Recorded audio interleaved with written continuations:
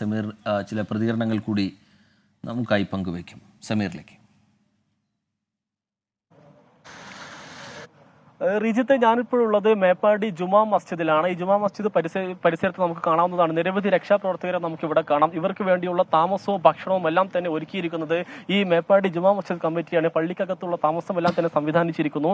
അതോടൊപ്പം തന്നെ പള്ളിയോട് ചേർന്നുള്ള പള്ളിയുടെ തന്നെ കെട്ടിടത്തിൽ രക്ഷപ്പെട്ടു വരുന്നവരുടെ ബന്ധുക്കൾക്ക് മറ്റുള്ളവർക്ക് സ്ത്രീകൾക്ക് താമസിക്കുന്നതിന് വേണ്ടിയുള്ള പ്രത്യേക സംവിധാനം ഒരുക്കിയിരിക്കുകയാണ്. അതോടൊപ്പം തന്നെ ഇവിടെ മയ്യത്ത് നമസ്കാരം നടക്കുന്നു, ഖബറടക്കവും ഇതിന്റെ ഭാഗമായി നടക്കുന്നു എന്നുള്ളതാണ് ഈ പള്ളി കമ്മിറ്റി വ്യക്തമാക്കുന്നത്. ഇപ്പോൾ നമ്മുടെ പള്ളി കമ്മിറ്റി ഭാരവാഹികൾ നമ്മോടൊപ്പം ചേരുകയാണ്. നിലവിൽ ഈ മയ്യത്ത് നമസ്കാരം അടക്കമുള്ളവ നടക്കുന്നുണ്ട്. എങ്ങനെയാണ്? കൃത്യമായിട്ട് നടക്കുന്നുണ്ട്. ഏകദേശം 10-19 മയ്യത്ത് നിസ്കാരം നടന്നു കഴിഞ്ഞ് അതടക്കവും ചെയ്ത് കേരളത്തിലെ വിവിധ പ്രവർത്തകരായ മുനവറത്തങ്ങൾ, ജമലീത്തങ്ങൾ, അതുപോലെ തന്നെ പണ്ഡിതന്മാരെല്ലാം വന്ന് സന്ദർശിച്ച് മയ്യത്ത് നടന്ന് ഈ ഖബറടക്കം എവിടെയാണ് നടന്നിരിക്കുന്നത്? അടക്കം 19 മയ്യത്ത് ഇവിടെ മറമാടി കഴിഞ്ഞ്, അതുപോലെ തന്നെ നെല്ലിമുണ്ട, പിണങ്ങോട്, താഞ്ഞിരോട്, കാപ്പംകൊല്ലി, പിന്നെ നെല്ലിമുണ്ട, ചെമ്പോത്ര അവിടേക്കും കുറേ മയ്യത്തുകൾ നീക്കിയിട്ടുണ്ട്. അങ്ങനെയാണുള്ളത്. വളരെ ഭംഗിയായിട്ട് എല്ലാവരുടെയും സഹായ സഹകരണങ്ങളെ കൊണ്ട് നന്നായിട്ട് വൃത്തിയായിട്ട് നല്ല നിലക്ക് നടക്കുന്നു. അതായത് പള്ളിയിൽ മയ്യത്ത് നമസ്കാരത്തിന് ശേഷം മൃതദേഹം കബറടക്കുന്നു, ബാക്കിയുള്ള ഭാഗത്തേക്ക് കൊണ്ടുപോകുന്നു. അങ്ങനെയാണോ? ബാക്കിയുള്ള ഭാഗത്തേക്ക് കൊണ്ടുവരുന്നു.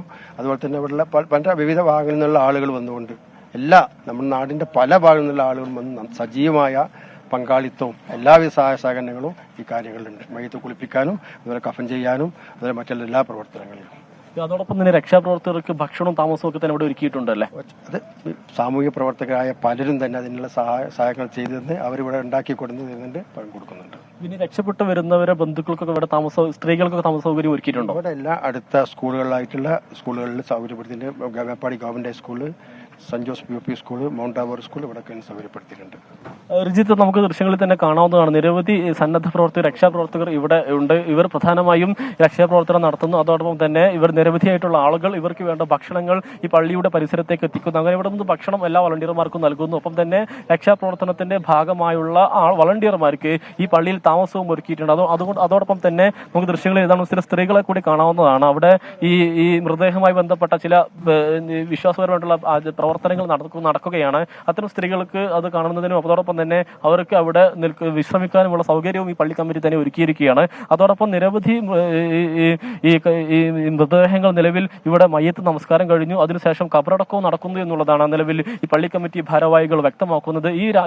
ഈ രാത്രി ഏറെ വൈകിയും നിരവധി രക്ഷാപ്രവർത്തകർ അതോടൊപ്പം തന്നെ നാട്ടുകാർ, ഇവിടുത്തെ ഈ പള്ളി കമ്മിറ്റി ഭാരവാഹികൾ എല്ലാവരും ഈ പ്രവർത്തനങ്ങളിൽ സജീവമായി കൊണ്ട് ഇരിക്കുന്നു എന്നുള്ളതാണ് നമുക്ക് നൽകാൻ കഴിയുന്ന വിവരം. ഇപ്പോൾ ചില രക്ഷാപ്രവർത്തകർ കൂടി നമ്മോടൊപ്പം ചേരുകയാണ്. രക്ഷാപ്രവർത്തനത്തിന് പോയിരുന്നോ? എങ്ങനെയാണ്? പോയിരുന്നു. ഈ ചുരുൾമല ഭാഗത്തായിരുന്നു അതോ എങ്ങനെയായിരുന്നു? അവിടെ ഭാഗത്ത് തന്നെ ആയിരുന്നു. നമ്മള് ഇല്ല പറയാനില്ല. ഇത്തരത്തിൽ നിരവധി രക്ഷാപ്രവർത്തകർ ഇവിടെയുണ്ട്. പ്രത്യേകിച്ച് നമ്മുടെ ഈ മലബാറിന്റെ വിവിധ ഭാഗങ്ങളിൽ നിന്ന് എത്തിയ ആളുകളാണ് ഇവരൊക്കെ എന്നുള്ളതാണ് മനസ്സിലാക്കാനായിട്ട് സാധിക്കുന്നത്. നമുക്ക് ഇവർക്ക് വേണ്ടി ഇവിടെ എത്തിച്ച ഭക്ഷണങ്ങളും കാണാൻ കഴിയുന്നുണ്ട്. ഇതെല്ലാം തന്നെ പള്ളി കമ്മിറ്റി പൂർണ്ണമായി ഒരുക്കിയതല്ല, പകരം മറ്റു സുമനസ്സുകളായിട്ടുള്ള സഹായസന്നദ്ധരായിട്ടുള്ള നിരവധി ആളുകൾ ഇങ്ങോട്ടേക്ക് ഭക്ഷണവും മറ്റു സാധനങ്ങളും എല്ലാം തന്നെ ഇങ്ങോട്ടേക്ക് എത്തിച്ചുകൊണ്ടിരിക്കുകയാണ്. വളണ്ടിയർമാർ പ്രത്യേകമായിട്ട് അവർക്കുള്ള പ്രത്യേകമായി വിതരണം ചെയ്യുന്നു. അതോടൊപ്പം തന്നെ ക്യാമ്പുകളിലേക്ക് വേണ്ട ഭക്ഷണവും ഇവിടെ നിന്ന് കൊണ്ടുപോകാൻ തക്ക തരത്തിലാണ് ഇവിടെ ക്രമീകരണങ്ങൾ ഒരുക്കിയിരിക്കുന്നത്. വളരെ വേഗത്തിൽ കേടാകുന്ന ഭക്ഷണങ്ങളല്ല, പ്രത്യേകിച്ച് ബിസ്ക്കറ്റ്, റസ്ക് ഉൾപ്പെടെയുള്ള ഏറെ നേരം വെക്കാവുന്ന തരത്തിലുള്ള ഭക്ഷണങ്ങളാണ് ഇവിടെ തയ്യാറാക്കിയിരിക്കുന്നത്. ഇത്തരത്തിൽ നിരവധിയായിട്ടുള്ള സുമനസ്സുകൾ, നിരവധിയായിട്ടുള്ള സന്നദ്ധ പ്രവർത്തകരെല്ലാം തന്നെ നമുക്ക് ഈ ദുരന്ത മേഖലയിൽ നമുക്ക് കാണാൻ കഴിയുന്നുണ്ട്. ഔദ്യോഗിക സംവിധാനങ്ങൾക്ക് പുറമെ കൈമെയ് മറന്ന് പ്രവർത്തിക്കാൻ ജില്ലയുടെ വിവിധ ഭാഗങ്ങളിൽ നിന്നെത്തിയവർ, സംസ്ഥാനത്തിൻ്റെ വിവിധ ഭാഗങ്ങളിൽ നിന്നെത്തിയവർ, അവിടെ രക്ഷാപ്രവർത്തനം നടത്തുന്നവർ, അങ്ങനെ ഒരു വലിയ ദുരന്തത്തെ അത് അഭിമുഖീകരിക്കുമ്പോൾ ചെയ്യാവുന്നത് എന്തൊക്കെയോ അതിൻ്റെ പരമാവധി ചെയ്യുന്ന ഒരുപാട് നല്ല മനുഷ്യർ, നിസ്സഹായരായ മനുഷ്യർക്ക് കരുതലേകാൻ, താങ്ങാകാൻ അവരെ കൊണ്ടാവുന്നത് അവർ ചെയ്തുകൊണ്ടിരിക്കുന്നു. ഇപ്പോൾ സമീർ കരീമാണ് വിശദാംശം നൽകിക്കൊണ്ടിരുന്നത്. ഒരേ ഏരിയ, ഒരു ചെറിയൊരു ഗ്രാമം, ആ ഗ്രാമത്തിൽ ഒന്നിച്ച് ഇടതടവില്ലാതെ വീടുണ്ടായിരുന്നൊരു ഏരിയയാണ്.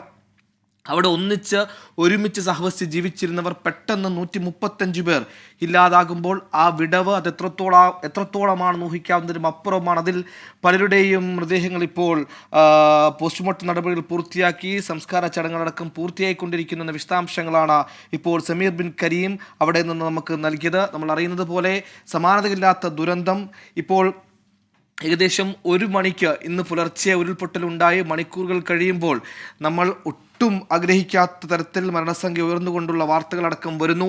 ഇപ്പോൾ രക്ഷാദൗത്യം അത് നാളെ അതിൻ്റെ മറ്റൊരു ഫേസിലേക്ക് കടന്നുകൊണ്ട് കൂടുതൽ വ്യാപിപ്പിക്കാനുള്ള നടപടികൾ ഏകദേശം പൂർത്തിയായി കഴിഞ്ഞിരിക്കുന്നു.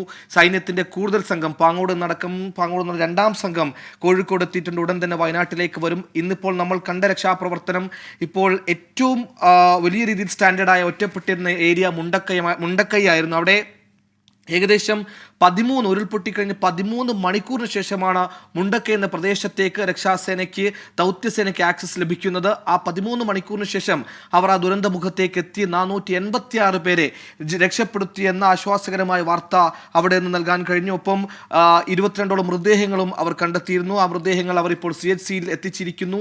അവിടെ പോസ്റ്റ്മോർട്ടം നടപടിക്രമങ്ങളടക്കം പൂർത്തിയായിക്കൊണ്ടിരിക്കുന്നു. അങ്ങനെ ദുരന്തമുഖത്ത് അങ്ങേയറ്റം വിഷമകരമായ ദാരുണമായ കാഴ്ചകളാണ് എങ്ങും കാണാനുള്ളത്. നേരത്തെ നമ്മുടെ പ്രതിനിധിയോട് സംസാരിച്ച ഒരു അമ്മ പറഞ്ഞതുപോലെ ഇത് ഞങ്ങളുടെ ഗ്രാമമല്ല എന്ന രീതിയിൽ അവരെങ്ങനെയാണോ ആ ഗ്രാമത്തെ വർഷങ്ങളായി കണ്ടിരുന്നത് ആ കാഴ്ചകളല്ല അവിടെ ഉള്ളത്.